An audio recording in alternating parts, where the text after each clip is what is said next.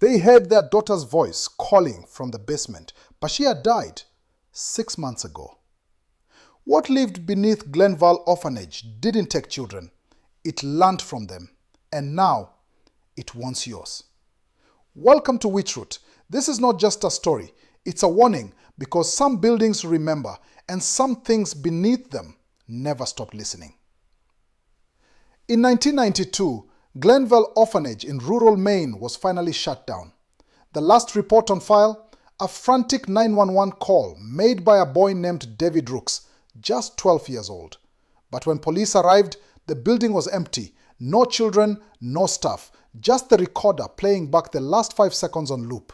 It's talking like her, but she's not here. She's click, silence. Every door was locked from the inside, no signs of struggle, and yet 17 children had vanished in a single night. If you're feeling that chill down your spine, don't forget to subscribe to Witchroot for stories the world tried to bury. Let's keep going. 20 years later, in 2012, a construction crew arrived to demolish the orphanage. They didn't get past the second wall because beneath the floorboards of the old dormitory, they found a sealed crawl space, and in it, a wax cylinder recording device, untouched since the 1950s. It played a voice. "Miss Carter, I finished my oatmeal. Can I see my brother now?"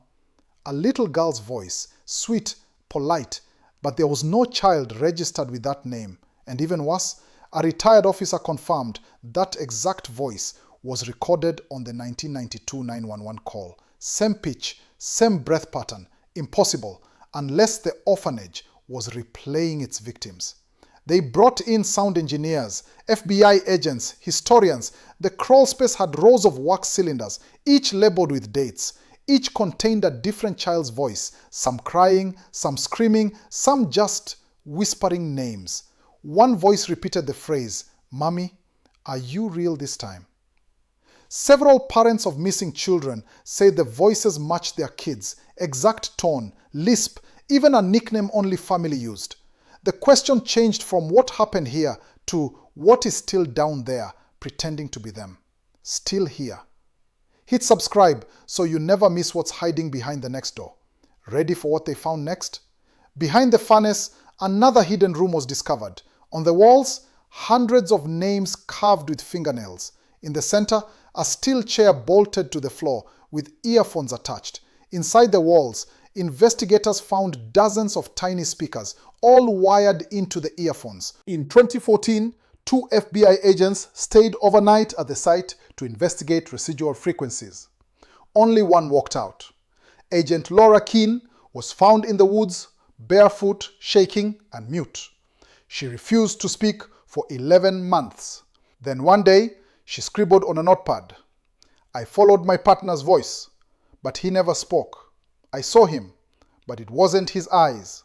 Something else used him to call me." Her partner was never found, but a skin graft sample was recovered from the wall near the chair. DNA results? Human, but genetically identical to 5 different children, all of whom had vanished decades apart. You're not imagining things. The deeper we go, the more the truth echoes back. Subscribe to Witchroot if you're brave enough to keep listening. Through declassified documents, it was revealed that Glenvale had a secret Cold War sponsor, a division of DARPA called Project Chorus. The mission?